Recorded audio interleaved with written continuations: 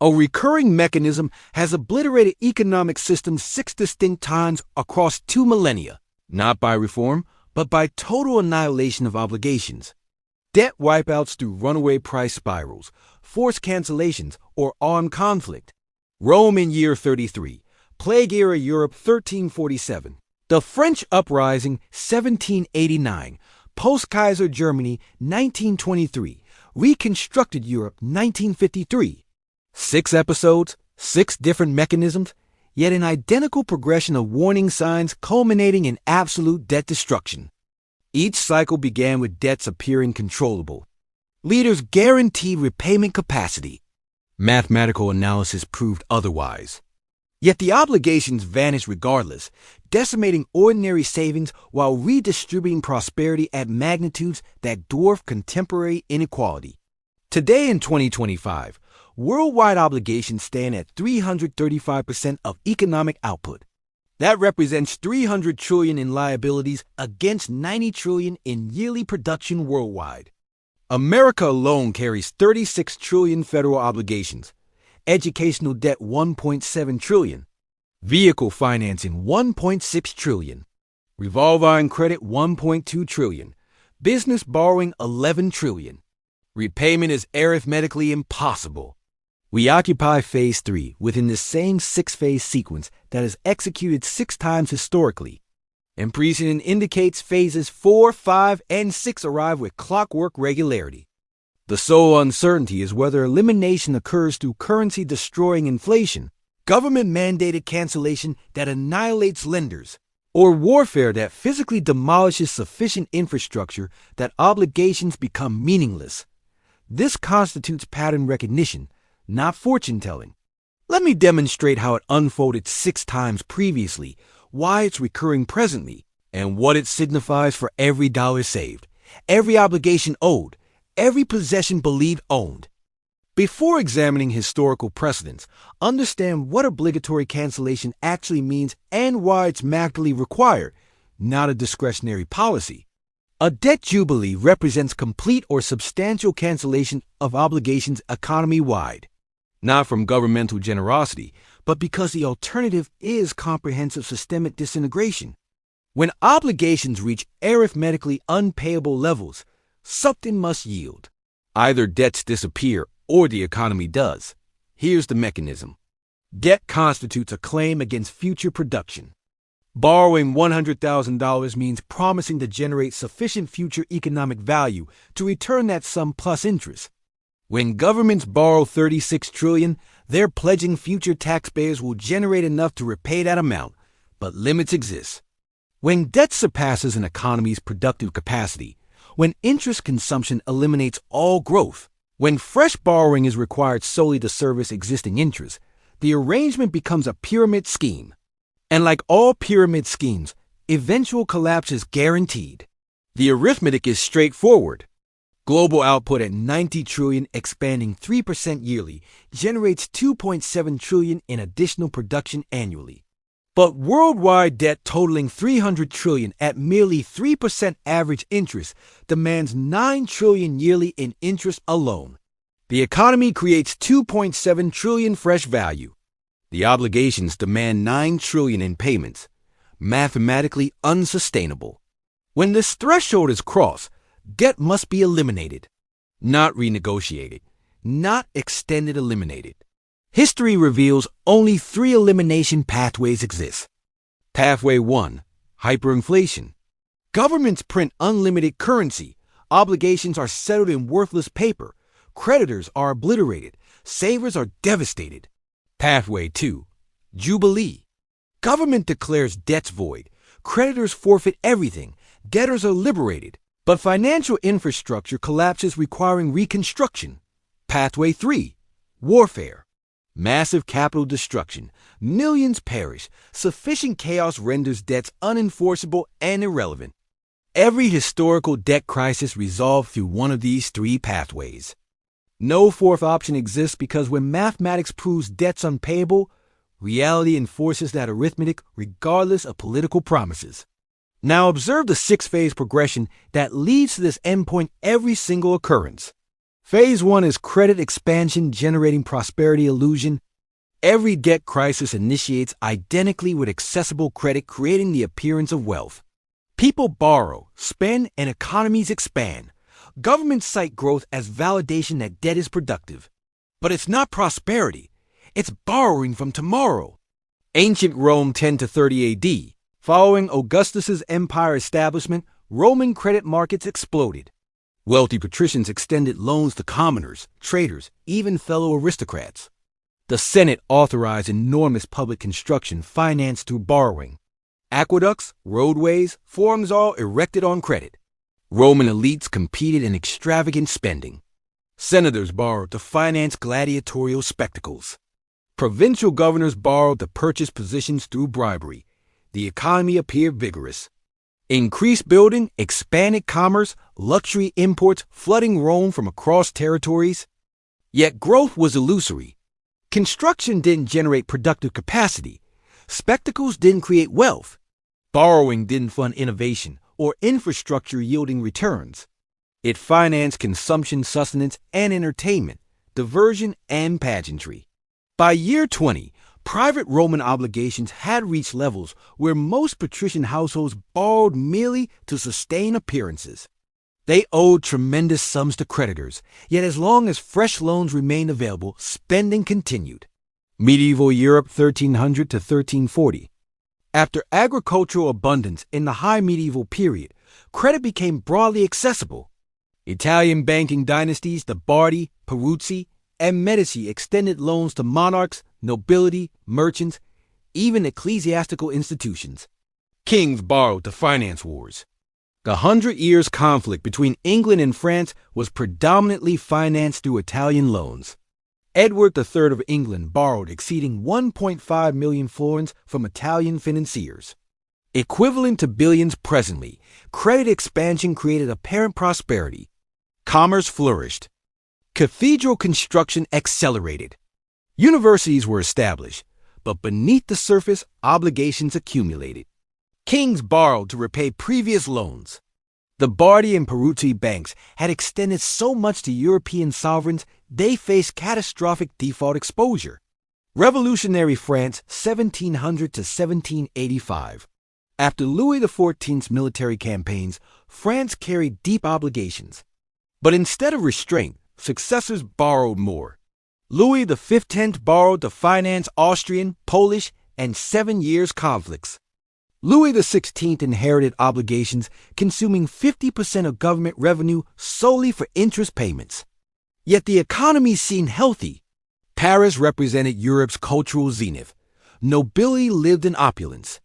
Versailles hosted lavish celebrations. Credit kept flowing because everyone assumed France, Europe's wealthiest nation, could perpetually borrow more. Weimar Germany 1908 to 1921. After the Great War, Germany confronted reparations imposed by Versailles Treaty. 132 billion gold marks, an impossible figure. German government began domestic borrowing to make payments, fund reconstruction, avoid politically painful taxation. The economy initially recovered. Unemployment declined. Production increased. Credit expansion created employment and growth. But everything was borrowed. The money wasn't genuine. It represented future production claims Germany couldn't possibly deliver. Post-World War II Western world 1950 to 1980. After global conflict, the Western world entered history's greatest credit expansion. America created the GI Bill, subsidizing housing, education, and business loans for millions of veterans. Europe received Marshall Plan assistance, much extended as credit. Credit fueled the post-war explosion. Economies grew faster than any historical period. Living standards soared. Governments could borrow cheaply because growth was elevated and inflation subdued. The prosperity seemed permanent, but it was phase 1 credit expansion creating illusion, borrowing feeling like growth. And not GDP, just government revenue. Perhaps 10% of the economy. That implies debt was potentially 30% of GDP, enormous for the 18th century. Government attempted borrowing more, but creditors grew nervous. Interest rates rose. Borrowing costs increased. meaning even more revenue diverted to interest payments. Weimar Germany 1921 to 1922. By 1921, Germany's total debt domestic plus reparations exceeded 400% of GDP. Reparations alone totaled 132 billion gold marks. Germany's annual GDP was perhaps 30 billion marks. The debt was impossible. Government kept borrowing from the Reichsbank, Germany's central bank, to make payments, but debt was growing faster than the economy. Phase 2 was complete. Modern global economy 2008 to 2020. The 2008 financial crisis pushed worldwide debt from 200% of GDP to 250% by 2010. Instead of deleveraging, governments and corporations borrowed more. By 2020, before the pandemic, global debt had reached 320% of GDP. Then the pandemic struck. Governments printed 17 trillion in emergency spending globally. By 2022, total worldwide debt reached 350% of GDP. We crossed the 250% threshold in 2010 and just kept accelerating. The United States, specifically federal debt, is 120% of GDP. Corporate debt is 45%. Household debt is 75%. Financial sector debt is another 80%. Total exceeding 320% of GDP. We're deep into Phase 2. Phase 3 is interest payments consuming all growth. This is where arithmetic becomes undeniable. When interest payments on existing debt consume all new economic growth, the system is locked into a debt trap. Any new borrowing just worsens the trap. Ancient Rome 33 AD. By year 33, Roman creditors were demanding repayment. Debtors couldn't pay. The entire credit system froze. No fresh loans were being extended. Existing loans were being called. Commerce slowed. Land prices collapsed because nobody could borrow to purchase property. Interest on accumulated debts was consuming the productive output of the empire. Wealth was flowing from debtors to creditors, but debtors had no way to generate sufficient wealth to pay. Medieval Europe 1345. In 1345, Edward III of England defaulted on his debts to the Bardi and Peruzzi banks. He simply stopped paying. The banks, which had lent more than their entire capital base, collapsed. The Bardi Bank failed completely. The Peruzzi Bank followed. Credit freeze spread across Europe. Without Italian banking, no source of international credit existed. Trade collapsed. Interest payments on remaining debts consumed the revenues of every kingdom. Growth stopped. Revolutionary France 1788. In 1788, France was spending 60% of government revenue on interest, not military, not administration, on interest. The kingdom was borrowing just to pay interest on previous loans. This is the definition of a pyramid scheme. King Louis XVI called the Assembly of Notables to approve new taxation to pay debt. The nobles refused. They wouldn't pay to bail out a government they perceived as corrupt and incompetent. The king tried to force it. The result was revolution. Weimar Germany 1922 to 1923. By 1922, Germany was paying reparations, domestic debt interest, and reconstruction costs exceeding government revenue. The only way to make payments was printing money. The Reichsbank began running printing presses continuously. Inflation began slowly, then accelerated. Prices doubled, then doubled again.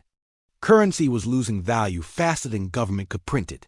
Savings were being destroyed, but debts were still denominated in gold marks, meaning they were growing in real terms, even as paper marks became worthless. Modern global economy 2020 to 2025. The United States currently spends approximately $900 billion per year on interest payments. That exceeds the defense budget. It's approaching $1 trillion annually, and that's at relatively low interest rates. If rates rise to historical averages, interest payments could hit $1.5 trillion. U.S. GDP grows maybe 500 to 700 billion per year in real terms. Interest payments are consuming 100% plus of real growth. Every new dollar of economic output is going to pay interest on old debts. This is Phase 3, the debt trap. We are here right now. Phase 4 is system becomes unpayable mathematically. Phase 4 is the recognition, the moment when anyone who can do arithmetic realizes the debt will never be repaid. The recognition spread. The debt would never be repaid. Creditors stopped expecting payment. They wrote off the loans. The system was functionally bankrupt. Revolutionary France, 1789. By 1789, France's debt was consuming 100% of tax revenue when you included interest plus basic government operations. The numbers were public. Everyone could see that even if France eliminated the military, stopped all public works, fired every government employee, they still couldn't pay the debt. Jacques Necker, the finance minister, published the numbers trying to force tax reform. Instead, it proved that the system was insolvent. The debt could not be paid. The Third Estate demanded the government default. The aristocracy refused because they were the creditors. Weimar Germany, 1923. By mid-1923, the Weimar government was printing trillions of marks per day. The currency was worthless. A loaf of bread cost billions of marks. Workers demanded to be paid twice per day so they could spend money before it lost value. But the debt was still denominated in gold. The reparations were still due in gold marks. Germany would have to produce more value than the entire economy just to pay interest on debts denominated in gold. It was impossible. Everyone knew it. Modern Global Economy 2025. Right now, mathematicians, economists, and anyone with a calculator can see that current debt levels are unpayable.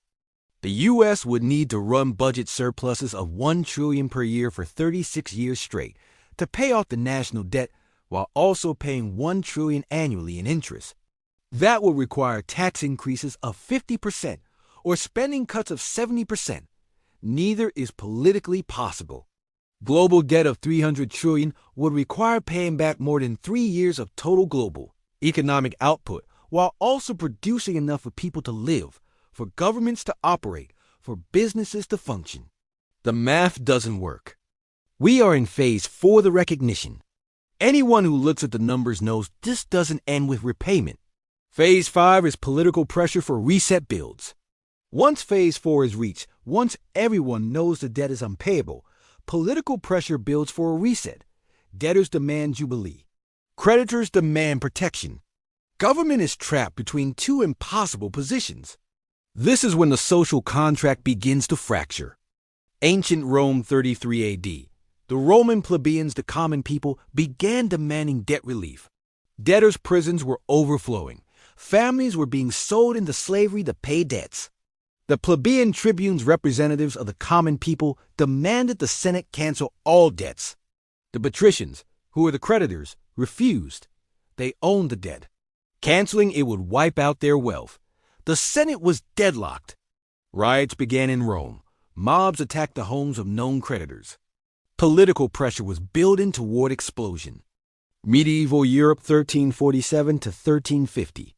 After the banking collapse, European debtors demanded release from their obligations. Merchants who had borrowed from the now-defunct Italian banks argued that debts die with the banks. Nobles who owed money to kings refused to pay, arguing the kings themselves were in default. But then something else happened that overshadowed the debt crisis. The Black Death arrived in 1347. Within 3 years, 30 to 50% of Europe's population was dead. The plague killed creditors and debtors alike. Labor became scarce. Wages rose. Debts became unenforceable because there weren't enough people left to collect them. The plague functionally canceled the debt through death and chaos. Phases 5 and 6 happened simultaneously. Revolutionary France, 1789. Political pressure for debt relief in France became revolution. The Third Estate, which represented 98% of the population, demanded the monarchy default on debts owed to aristocrats and foreign creditors. They argued the debts had been incurred by corrupt monarchs for wars that benefited only the elite. The aristocracy refused. They were the creditors. They demanded the peasants pay more taxes to honor the debts. This was the core conflict of the French Revolution: debtors versus creditors, poor versus rich, and it would be resolved with violence. Weimar Germany, 1923. By late 1923, the German population was demanding the government stop paying reparations and stop printing money. Workers were striking. Communist and Nazi parties were gaining support by promising to cancel the debts. Adolf Hitler attempted a coup, the Beer Hall Putsch, in November 1923, explicitly running on a platform of refusing reparations. Political pressure was overwhelming. Government couldn't pay the debts and maintain domestic order. Something had to give. Modern global economy, 2020 to 2025. Right now, political movements on both left and right are demanding debt relief, student loan forgiveness, mortgage forbearance, corporate debt restructuring, sovereign debt jubilee for developing nations. The left argues debts are predatory, that lenders exploited borrowers, that the wealthy should absorb losses. The right argues by 1794, assignats had lost 99% of their value. A single gold louis that was worth 20 assignats in 1790 was worth 3,000 assignats by 1794. The debts were wiped out. Anyone who had lent money to the French government lost everything. The currency became worthless. This is pathway 1 hyperinflation. The debt was paid, but with worthless paper. Weimar Germany, 1923 hyperinflation. In November 1923, hyperinflation reached its peak. The Reichsbank was printing 500 quintillion marks per day. A single US dollar was worth 4.2 trillion marks. Prices doubled every few days. Workers were paid in wheelbarrows of cash. They spent it immediately because by the next day it would be worth half as much. Savings accounts became worthless. A lifetime of savings couldn't buy a loaf of bread. But the debts wiped out. Anyone who owed money paid it back in worthless marks. Mortgage, business loans, personal debts all erased. The people who lost were the creditors, the savers, the bondholders. The middle class was destroyed. In December 1923, Germany introduced a new currency, the Rentenmark, backed by land and industrial assets. 1 Rentenmark equaled 1 trillion old marks. The old currency was declared worthless. The slate was wiped clean. This is pathway 1 hyperinflation, total debt erasure through currency destruction. Post-World War II Europe, 1945 to 1953 negotiated Jubilee London Debt Agreement. After World War II, Germany, now West Germany, owed enormous debts from war reparations, reconstruction loans, and pre-war obligations. The total was estimated at over 30 billion marks, more than Germany's GDP. The Allies, led by the United States, convened the London Debt Agreement in 1953. They negotiated a 50% reduction in Germany's debts. Half the debt was simply canceled. The remaining half was restructured with very low interest rates and long repayment terms tied to Germany's ability to pay. This was a jubilee. Creditor nations agreed to absorb losses to allow Germany to rebuild. The US, UK, and France wrote off billions. The debt was cut in half by agreement. Why? Because they learned from Weimar. Crushing debt loads led to hyperinflation, extremism, and war. The London Debt Agreement was designed to prevent another Hitler by making Germany's debts payable. This is pathway 2 negotiated Jubilee. Creditors take losses. Debts are canceled. System is reset. Let's map the 6 phases to today, the United States, the global economy. Phase 1, credit expansion creates prosperity illusion, 1980 to 2008, the Great Moderation. Credit cards, mortgage, student loans, corporate debt, sovereign debt all expanded massively. Economy grew. Living standards rose. It seemed like prosperity. It was leverage. Completed. Phase 2. Debt reaches 250% plus of GDP 2008 to 2020. Financial crisis pushed debt to 250% of global GDP by 2010.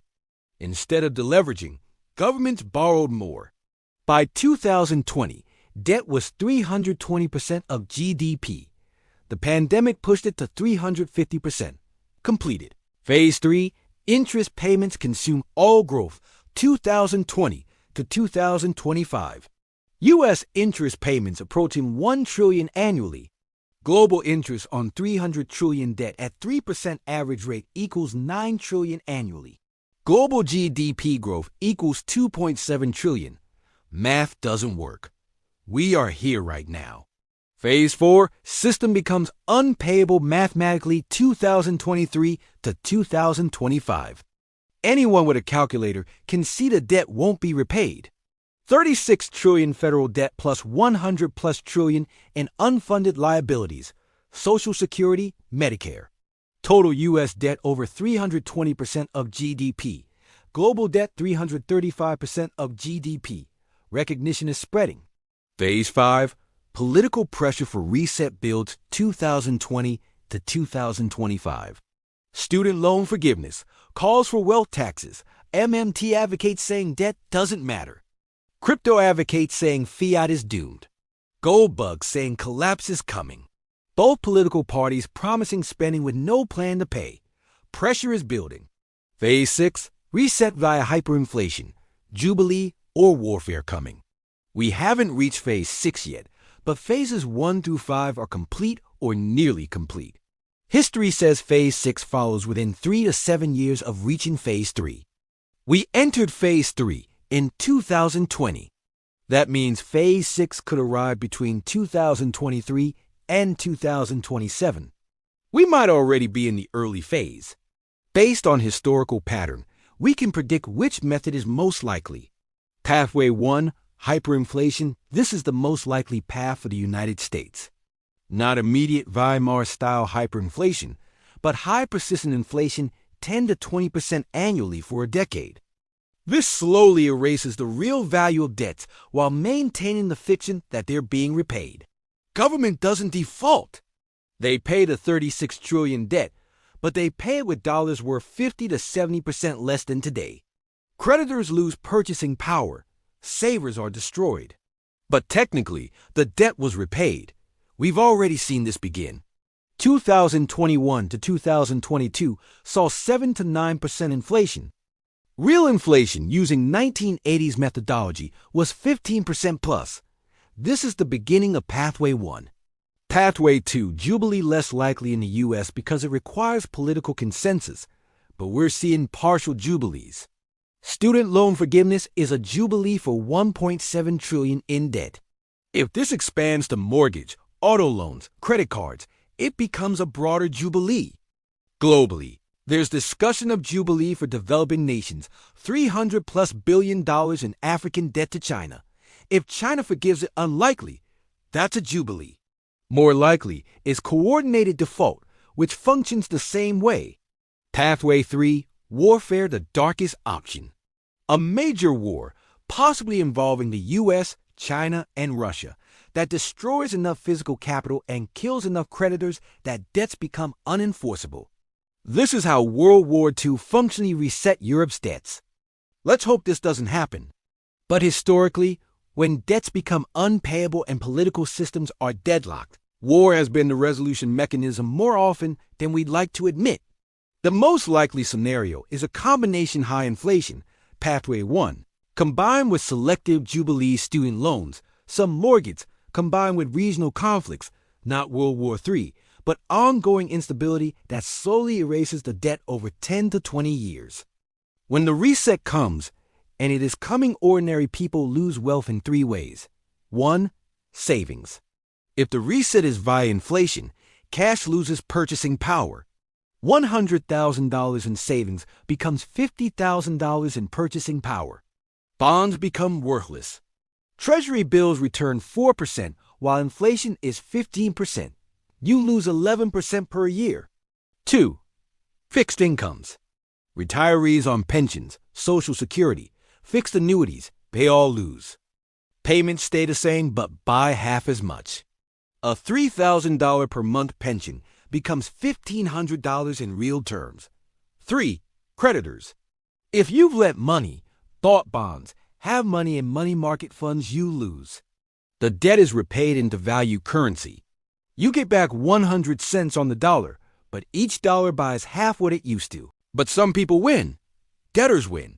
If you owe money, especially fixed-rate debt, you win. Your mortgage payment stays the same while your income inflates.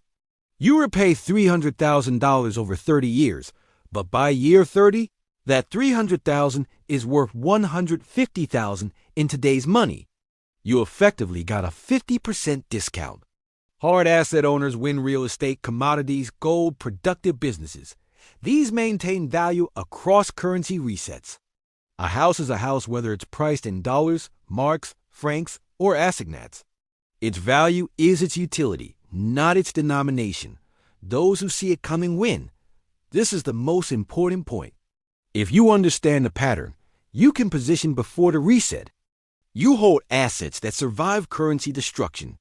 You avoid holding cash or bonds that will be inflated away. You strategically take on fixed-rate debt that will be erased by inflation. Based on the historical pattern, here's what you should consider. 1. Minimize cash holdings.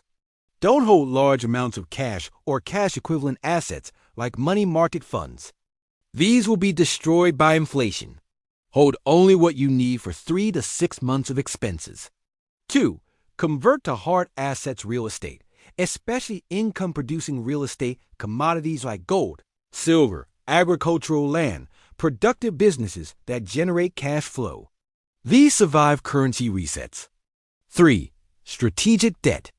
This is controversial, but consider taking on fixed-rate debt to buy assets. A 30-year mortgage at 6% is a gift if inflation runs 10 to 15% for the next decade. You're borrowing money that will inflate away while the asset appreciates. 4. Watch the indicators. Track real inflation using independent sources like shadow stats. Watch bond yields. If 10-year Treasury yields spike above 6 to 7%, that's creditors demanding higher returns because they see inflation risk. That's a signal we're entering phase 6. 5. Don't assume you have 10 years. The pattern says 3 to 7 years from phase 3 to phase 6. We entered phase 3 in 2020. We might have until 2027, or it might accelerate and happen by 2025 to 2026. Historical patterns accelerate as they reach conclusion. Be early, not on time. 6 times in 2,000 years, debt has reached unpayable levels. 6 times the debt was reset. Ancient Rome bailed out debtors and debased currency. Medieval Europe had debts erased by plague. Revolutionary France printed assignats into worthlessness. Weimar Germany hyperinflated away debts in 1 year. Post-war Europe negotiated a 50% jubilee. And the modern cycle is building toward the 7th reset. Every time the method was different, but the pattern was the same 6 phases from credit expansion to debt erasure. And every time the people who understood the pattern positioned before it completed, they held hard assets. They avoided being creditors. They survived and thrived while others lost everything. Right now, global debt is 335% of GDP, $300 trillion in total debt. Interest payments are consuming all growth. The debt is mathematically unpayable. We are in phase 3, moving to phase 4 and 5. Phase 6 is coming. The only question is whether you recognize the pattern before it completes, or whether you be holding cash, bonds, and savings accounts when the reset happens. History is very clear about what happens next. The debt doesn't get repaid. It gets erased through inflation, jubilee, or war. And when it does, wealth transfers from creditors to debtors, from savers to hard asset owners, from those who believe the promises to those who understand the math. The pattern has played out 6 times, and it's playing out again right now. 6 phases. We're in phase 3, and phases 4, 5, and 6 follow with the inevitability of gravity. If this reshaped how you perceive debt, savings, and what's approaching, you're beginning to understand the pattern. 6 times it played out. 2,000 years of history, and it's happening again. Hit that like button if you found this valuable, and subscribe to Economy Rewind if you want to track the progression from phase 3 to phase 6. Because when the reset comes, you'll want to have understood it before it happened, not after.